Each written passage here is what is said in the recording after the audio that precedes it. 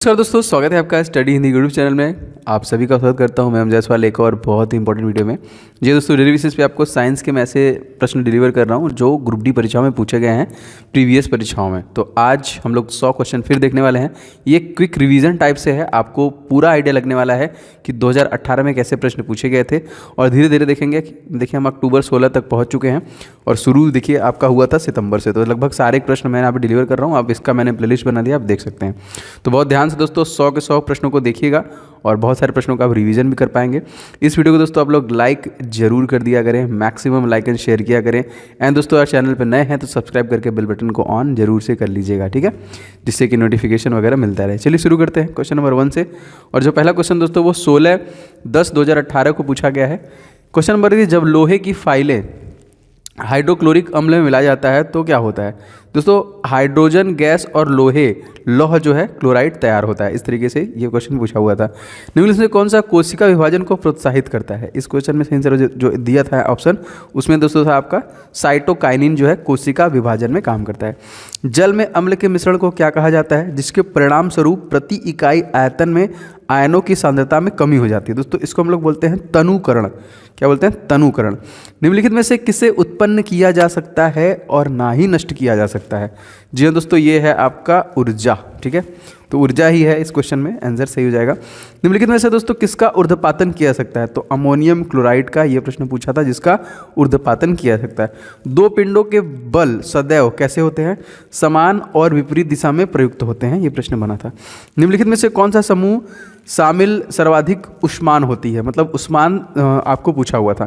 तो देखिए, प्लास्टिक आपका जो कि एबोर्नाइट, कागज, कपास, बैकेलाइट, शुष्क हवा, रबड़, ये सारे के सारे क्या हैं?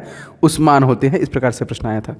क्वेश्चन नंबर 8 दोस्तों हमसे पूछा था कि डैश केवल समुद्र में पाई जाने वाली मछली है। जी दोस्तों, डॉगफिश जो है ये समुद्र में पाई जाने वाली मछली, मतलब वहाँ पे ऑप्शन दिया गया था इस प्रकार से। 9वां क्वेश्चन दोस्तों, धातुओं के संबंध में से कौन सा सही है। तो धातुओं में उनकी बारी कक्षा 1 से 7 संयोजक इलेक्ट्रॉन होते हैं। ये प्रश्न था। 1 जूल प्रति सेकंड दोस्तों किसके बराबर है? तो 1 वाट के बराबर है। आवृत्त बीजी में के प्रजनन अंग डैश में स्थित होते हैं। तो ये फूलों में स्थित होते हैं। 12वां क्वेश्चन देखिए, निम्नलिखित में से कौन सा धातु तेल में रखने पे के लिए आवश्यक होता है दोस्तों? तो पोटेशियम, याद रखिए। अच्छा, क्वेश्चन दोस्तों है कि एक अल्ट्रासोनिक ध्वनि की आवृत्ति डैश से भी अधिक होती है। तो अल्ट्रासोनिक मतलब सुपरसोनिक यहाँ पे है। तो यहाँ पे देखिए हो जाएगा आपका 20,000 हर्ट्ज से अधिक होनी चाहिए, जो मनुष्य नहीं सुन सकता है। केवल चमगादड़ सुन सकते हैं, इवन वो उत्पन्न भी करते हैं खाना और अपने बचाव के लिए। चौथे और 5वें आवर्त में दोस्तों हैं कितने? टोटल 18 तत्व हैं। निम्नलिखित में से कौन सा कथन सत्य है, मतलब इस प्रकार से प्रश्न आया था। किसी वस्तु का द्रव्यमान समान रहता है जबकि स्थान के अनुसार भार बदलता रहता है। ये देखिए प्रश्न है। अब देखिए 22 तारीख को, 16 के बाद 22 को परीक्षा हुआ था। 22 अक्टूबर 2018 में कौन कौन से प्रश्न पूछे गए। सार्वत्रिक गुरुत्वाकर्षण नियतांक की खोज डैश के द्वारा किया गया था। दोस्तों, ये हेनरी कैवेंडिश के द्वारा खोजा गया था। दोस्तों, आपके आगामी एग्जामिनेशन के लिए मैंने बहुत सारे इंपॉर्टेंट ई बुक्स बनाए हैं जो आपको लेकर प्रिपरेशन करना चाहिए। देखिए, मैथ के 500 गेस्ट क्वेश्चन मैंने रेडी किए specially for group D examination. आप इसे लेके कंप्लीट प्रैक्टिस कर डालिए और सभी संपूर्ण हल के साथ है। और ये सारे के सारे सुपर गेस्ट क्वेश्चन है specially for group D examination. And second दोस्तों, ई बुक है यहाँ पे साइंस के 1000 क्वेश्चन दोस्तों, जो बार बार आपके एग्जामिनेशन पूछे गए एंड मोस्ट एक्सपेक्टेड है। और सबसे बड़ी बात दोस्तों, ये कंप्लीट डिटेल के साथ ई बुक्स मैंने बनाया है। तो अगर आपका साइंस का पोर्शन वीक है तो आप इस पर्टिकुलर ई बुक से पूरा कवर कर सकते हैं। थर्ड, स्टैटिक जीके, जो बहुत ज्यादा इंपॉर्टेंट दोस्तों, 2500 महत्वपूर्ण प्रश्न दोस्तों मैंने इसमें कवर किए हैं इस पर्टिकुलर ई बुक में, जो 100% पूछे जाने वाले प्रश्न है। और ये भी दोस्तों कंप्लीट डिटेल के साथ है, सारे के सारे डिटेल के साथ मैंने यहाँ पे अवेलेबल कराए हैं, जो आपको बहुत ज्यादा रिवीजन करने और याद करने में हेल्प करेगा। एंड दोस्तों, जीके को आप टॉपिक वाइज कवर करना चाहते हैं दोस्तों, तो इसके लिए भी मैंने 70 टॉपिक का देखिए टॉपिक वाइज जीके का ई बुक बनाया है। ये सभी ई बुक आपके आगामी RRC, group D examination, NTP CBT 2, CHSL, UP police, लेखपाल, सभी परीक्षाओं के लिए बहुत जरूरी है। तो आप जरूर से ले लीजिएगा, सबका लिंक डिस्क्रिप्शन बॉक्स में है। एंड आप इससे बहुत ही बेहतरीन तरीके से रिवीजन और प्रैक्टिस कर सकते हैं। क्वेश्चन नंबर 17 मोस्ट इंपॉर्टेंट क्या है दोस्तों? क्वेश्चन राइजाइट के लिए निम्नलिखित में से कौन सा सही है। तो पौधों की सहायता में यह अधस्तर से जुड़ा होता है। सोडियम को डैश में संग्रहित किया जाता है। तो सोडियम को देखिए मिट्टी के तेल में रखते हैं। किसी यौगिक की सबसे छोटी संभव इकाई क्या खाया दोस्तों? तो इसको दोस्तों बोलते हैं अणु। ये प्रश्न बहुत बार आया है 2018 में। क्वेश्चन नंबर 20 देखिए दोस्तों, गुरुत्वाकर्षण द्वारा किया गया कार्य किस पर निर्भर करता है? वस्तु की आरंभिक और अंतिम अवस्थाओं के ऊर्ध्वाधर ऊंचाइयों के अंतर पर। 21 देखिए, जब पौधे के भाग की वृद्धि या गति प्रकाश की अनुपस्थिति में होती है तो इस प्रक्रिया को दोस्तों हम लोग क्या कहते हैं? इसको दोस्तों हम लोग बोलते हैं ऋणात्मक प्रकाशानुवर्तन। क्या बोलते हैं? ऋणात्मक प्रकाशानुवर्तन। 22वां क्वेश्चन दोस्तों क्या दिया हुआ है? आधुनिक आवर्त सारणी में इलेक्ट्रॉनिक विन्यास 2, 8, 3 वाले तत्व कहाँ पाए जाते हैं? तो ये सभी दोस्तों तीसरे आवर्त में पाए जाते हैं। डैश तत्वों की विशेषताओं से संबंधित आवर्ती विशेषता नहीं है दोस्तों, न्यूट्रॉन प्रोटॉन एन अनुपात। 24वां क्वेश्चन पूछा था, समय के साथ किसी वस्तु का वेग दिखाने वाले ग्राफ को दोस्तों हम लोग क्या कहते हैं? इसको हम लोग बोलते हैं वेग समय ग्राफ। किसी वस्तु, किसी मिश्र धातु की एक धातु यदि मरकरी है तो वह धातु दोस्तों क्या कहलाएगी? जी हाँ दोस्तों, अमलगम कहलाएगी। कोयला और पेट्रोलियम के दहन से ऑक्साइड का निर्माण होता है दोस्तों, तो N2 और S का निर्माण होता है यहाँ पे। CO2 के 10 मोल, कार्बन डाइऑक्साइड 10 मोल का द्रव्यमान दोस्तों कितना होता है? 440। शक्ति का SI इकाई दोस्तों क्या है? वॉट। लोहे की कील का घनत्व तो पानी के घनत्व से कम होगा या अधिक? जी हाँ दोस्तों, यहाँ पे अधिक होगा, पूछा था इस प्रकार से। क्वेश्चन दोस्तों 30वां हमसे पूछा था कि डैश अंडप का एक भाग नहीं है तो पुंकेसर हो जाएगा। मानव के युग्मक निम्नलिखित कौन से गुणसूत्र का वाहक होते हैं दोस्तों? X और Y। ठीक है, याद रखेंगे। क्वेश्चन देखिए, निम्नलिखित में से किस तत्व का आयन सबसे बड़ा है दोस्तों? तो यहाँ पे सोडियम का जो होगा वो सबसे बड़ा हो जाएगा। दोस्तों आप सभी लोग इस वीडियो को ज़्यादा से ज़्यादा लाइक करें और बताएं भी कि सारे प्रीवियस ईयर क्वेश्चन करा दिए जाएं, क्योंकि एक बार में खत्म हो जाएगा, फिर हम लोग कंटिन्यू साइंस को लगातार जैसे पढ़ रहे थे उसी तरह पढ़ेंगे। तो लाइक एंड शेयर करते रहिएगा और बेल बटन जरूर दबाइए जिससे कि आपको नोटिफिकेशन मिले। लगातार यूजफुल वीडियो ही मैं आपके लिए ला रहा हूँ। ठीक है, आगे बढ़ते हैं। क्वेश्चन जो 22 तारीख के अगले शिफ्ट में क्वेश्चन पूछा था वो कौन सा था? 5वें आवर्त में अति धात्विक तत्व दोस्तों कौन सा है? तो रुबीडियम हो जाएगा यहाँ पे। ठीक है, तो यहाँ पे एक समीकरण दिया गया था, ये किसका उदाहरण है? एक तरीके से आपको दिखना है CuCl2Pb। तो यहाँ पे दोस्तों ये समीकरण जो है विस्थापन का उदाहरण था। मेंडलीव आवर्त सारणी ने एक खोजे गए नए तत्व के लिए अंतराल छोड़ा गया था। निम्नलिखित में से कौन से तत्व के बाद आवर्त सारणी में एक स्थान प्राप्त हुआ? तो यहाँ पे देखिए Ge के बाद हुआ था। सहसंयोजक बॉन्डेड अणुओं में निम्न गलनांक क्वथनांक बिंदु होते हैं दोस्तों, क्योंकि इसमें एंटरमोल्यूलर बल जो होते हैं वो मॉल्यूलर बल जो होते हैं वो कमजोर होते हैं। जब किसी पिंड को विषुवत रेखा से उत्तर और दक्षिण ध्रुव में ले जाता है तो उसका भार दोस्तों क्या होगा? जाहिर सी बात है बढ़ जाएगा वहाँ पे। सापेक्ष घनत्व डैश के बराबर होता है दोस्तों, पदार्थ का घनत्व और पानी बटे पानी का घनत्व। सोडियम सल्फेट का रासायनिक सूत्र पूछा था, तो यहाँ पे NO2SO4। यह ब्रायोफाइट्स की निचली वाह्य त्वचा कोशिकाओं के बढ़ने वाले उभार को दोस्तों क्या कहता है? इसको देखिए राइजाइड बोलते हैं। 1 न्यूटन किसके बराबर होता है? 1 किलोग्राम मीटर प्रति सेकंड। क्वेश्चन पूछा था इनमें से कौन सा खनिज सबसे नरम होता है? तो टैल्क जो दिया था वहाँ पे ऑप्शन में वो सही था। बास डिफरेंस डैश से आने वाली ट्यूब के साथ एकजुट होता है जबकि मूल मार्ग नामक एक आम मार्ग बन सके, तो ये एक तरीके से मूत्र मार्ग लिखा होगा, मतलब ये मूल मार्ग जो होगा वो कौन होगा? तो मूत्राशय होगा वो। वास डिफरेंस मूत्राशय से आने वाली ट्यूब के साथ एकजुट होता है, मतलब ये जो फिलिंग द ब्लैंक्स है मूत्राशय वहाँ पे भराएगा। निम्नलिखित में से कौन सा एक संयोजी ऊतक है? तो टेंडन और लिगामेंट। C6H14 किसमें जो कि कितने इसमें समावयवी हैं? तो टोटल 5 हो जाएंगे। मानव मस्तिष्क का ग्राम पूछा था, वजन, तो देखिए ये हो जाएगा 1300 से 1400 ग्राम के बीच में होता है। NO2 धूम्र डैश रंग का होता है, तो ये भूरा रंग का होता है। CO का आणविक द्रव्यमान कार्बन मोनोऑक्साइड का 28, यहाँ पे राइट आंसर हो जाएगा। डैश एक उभयलिंगी पुष्प होता है दोस्तों, तो सरसों जो होता है वो एक उभयलिंगी पुष्प होता है।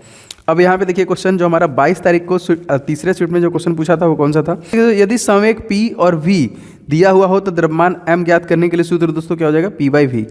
यहाँ पे देखिए प्रजनन तंत्र का कौन सा अंग मुख्य आनुवंशिक सामग्री में पाई जाती है दोस्तों? तो शुक्राणु। नेक्स्ट क्वेश्चन है आपका 53वां, पौधे के किसी अंग की वृद्धि जब किसी विशिष्ट उद्दीपक की ओर होती है तो इस प्रक्रिया को क्या कहते हैं? तो इसको धनात्मक अनुवर्तन बोलते हैं। आवर्तबीजी पौधे जिनके पौधे द्विबीजपत्री होते हैं उन्हें क्या कहते हैं? उसे द्विबीजपत्री बोलते हैं। ठीक है, द्विबीज वाले होते हैं द्विबीजपत्री वाले हैं। कार्य करने की शक्ति दोस्तों क्या कहलाती है? जी हाँ दोस्तों, गति जो है कार्य करने की वो शक्ति कहलाती है। निम्नलिखित में से संख्याओं वाले तत्वों का समान समूह संबंधित है दोस्तों, तो 13 और 31। डैश ने आधुनिक आवर्त सारणी का प्रस्ताव दिया था, तो मोसले ने सबसे पहले प्रस्ताव दिया था। गुरु द्वारा किया गया कार्य निम्नलिखित में से किस पर निर्भर करता है दोस्तों?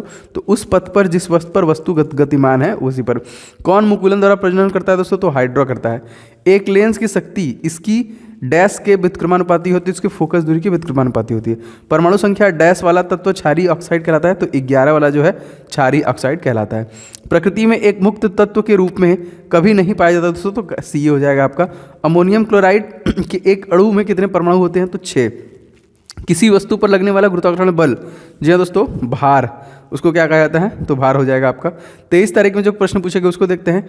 कौन से तत्व का गलनांक क्वथनांक सबसे उच्च होता है दोस्तों, टंगस्टन का। जब किसी वस्तु को पानी में डुबाया जाता है तो उस पर ऊपरी बल कार्य करता है, इस बल को दोस्तों क्या कहते हैं, उत्प्लावन बल। परागकण डैश समूह के पौधों की विशेषता है दोस्तों, तो ये एंजियोस्पर्म समूह के पौधों की विशेषता है। किसी वस्तु द्वारा अपनी स्थिति आकार लेने की वजह से लगने वाला ऊर्जा दोस्तों हम लोग क्या बोलते हैं, उसको बोलते हैं स्थितिज ऊर्जा बोलते हैं। यहाँ पे क्वेश्चन देखो, कलिका द्वारा विकसित नया जीव क्या होता है दोस्तों, इसको हाइड्रा बोलते हैं। एक धातु के उच्च गुण क्या कहा जाएगा जिसमें उसकी सतह चमकदार होती है, तो उसको धात्विक चमक कहा जाएगा। संवेग का अंतर्राष्ट्रीय एसआई जो इकाई है दोस्तों वो कौन सा हो जाएगा, तो किलोमीटर जो कि मीटर प्रति सेकंड, याद रखेंगे। अब यहाँ पे क्वेश्चन दोस्तों हमसे पूछा था कि अनावृत बीजी आमतौर पर प्रकार के बीजों के रूप में जाना जाता है, क्योंकि मतलब किस प्रकार के, तो यहाँ पे देखिए क्योंकि उनके फूल नहीं लगते और उनके बीच एक विशेष अंडाशय में निहित होने के बजाय पौधों की प्रजनन संरचनाओं के सतह पर विकसित होते हैं, तो अनावृत्त बोलते हैं इसको। प्रतिरोधकता का दोस्तों यहाँ पे एसआई इकाई पूछा था, तो ओम, ये क्वेश्चन बहुत बार आ चुका है। प्रकार रासायनिक अभिक्रिया नहीं करती है नाइट्रोजन हाइड्रोजन के अमोनिया के संश्लेषण में। समूह के एक तत्व को दोस्तों क्या कहते हैं, क्षारीय धातु कहते हैं। अणु शब्द के परिचय डैश द्वारा 1896 के आसपास कराया गया था, जी दोस्तों, विलियम ओस्टवाल्ड। सारे देखिए प्रश्न प्रीवियस ईयर हैं। अंतःस्रावी ग्रंथियों को भी कहा जाता है, तो क्या वाहिनीहीन ग्रंथि कहते हैं। जब कोई वस्तु उत्तल लेंस के डैश पर हो तो प्रतिबिंब अभिवर्धित, आभासी और सीधा होता है। जी हाँ दोस्तों, F1 और O के मध्य में अगर होता है। तो 23 तारीख को देखिए क्वेश्चन जो पूछा गया। नेक्स्ट 79 देखिए, सबसे प्राचीनतम पौधे हैं जो विशेष रूप से डैश में पाए जाते हैं, तो पानी में पाए जाते हैं, जो सबसे प्राचीनतम है। उस अभिक्रिया को क्या कहते हैं जिसमें दो यौगिक आयनों का आदान प्रदान कर यौगी बनता है, दोस्तों द्विविस्थापन अभिक्रिया बोलते हैं यहाँ पे। आधुनिक आवर्त सारणी के चौथे आवर्त में किसकी जो कि कितनी उपधातुएं हैं यहाँ पे, तो 2 याद रखेंगे आधुनिक आवर्त सारणी में। डाल्टन का परमाणु सिद्धांत निम्नलिखित में से किसके लिए एक स्पष्टीकरण प्रदान करता है, तो द्रव्यमान संरक्षण और निश्चित अनुपात का नियम। ऊर्जा के संबंध में निम्नलिखित में से कौन सा कथन सत्य नहीं है, रूपांतरण के दौरान निर्गत ऊर्जा निर्वात में जाती है, ये गलत है। निम्नलिखित में से किसका जो कि आघात वर्धनीयता अधिकतम है दोस्तों, तो सोना का जो है सबसे अधिक है। इलेक्ट्रिक मोटर एक उपकरण है जो विद्युत ऊर्जा को इसमें परिवर्तित करता है, किसमें, यांत्रिक ऊर्जा को परिवर्तित करता है, यांत्रिक ऊर्जा में। यदि कार्य का मान ऋणात्मक हो तो जिस निकाय पर कार्य होगा उसकी ऊर्जा का ह्रास होगा, मतलब घटेगी। यहाँ पे ऊर्जा के चतुर्थ स्तर में समायोजित किए जा सकने वाले इलेक्ट्रॉनों की अधिकतम संख्या दोस्तों 32। निम्नलिखित में से किस के अणुओं के बीच आकर्षण बल अधिकतम होता है दोस्तों, तो ठोस के बीच जो होता है वो अधिकतम होता है। 79 दोस्तों, यौनारंभ के दौरान स्वेद ग्रंथियों और वसा ग्रंथियों में स्राव बढ़ता है। इन ग्रंथियों से इस समय कौन सा तत्व स्रावित होता है, तो स्वेद और तेल। पौधों के तनों में छल्लों के रूप में पाई जाने वाली आकृति जो उनकी वृद्धि सहायक होती है, निम्नलिखित में से कौन सा जो कि उत्तर कर पाया जाता है, तो यहाँ पे देखिए लैट्रन, उसमें उत्तक जो है पाया जाता है, वो कौन सा पूछा रहता है, तो लैट्रन मेरिस्टेमिक उत्तक टिश्यू जो है पाए जाते हैं उसमें। निम्नलिखित में से किस पौधे में बीज पैदा करने की क्षमता खो देते हैं, चमेली जो होता है यहाँ पे। थर्मामीटर के उपयोग की जाने वाली तरल धातु की पहचान दोस्तों पारा उपयोग होता है। समय बराबर यहाँ पे क्वेश्चन पूछा था, द्रव्यमान गुणे वेग होता है यहाँ पे।